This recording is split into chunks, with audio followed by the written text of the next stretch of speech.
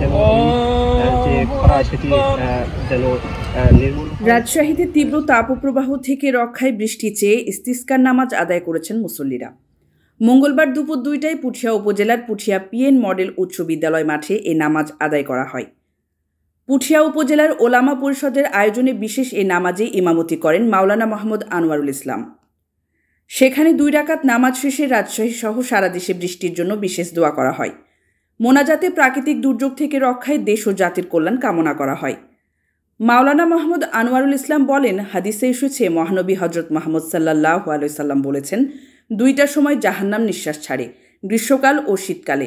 অতিরিক্ত শীত যখন হয় তখন সৃষ্টিকর্তার কাছে প্রার্থনা করা হয় এবং অতিরিক্ত গরমেও সমস্যার সমাধানে দোয়া করা হয়। রাজশাহীতে এপ্রিল থেকে প্রচণ্ড তাপপ্রবাহ শুরু হয়েছে। তীব্র দাবদাহে ফসলের ক্ষেত, আমসহ বিভিন্ন ফলমূলের ক্ষতি হচ্ছে। নাভিশ্বাস উঠেছে মানুষের জীবনে। মঙ্গলবার দিনের তাপমাত্রা রেকর্ড করা হয়েছে 40.02 ডিগ্রি সেলসিয়াস।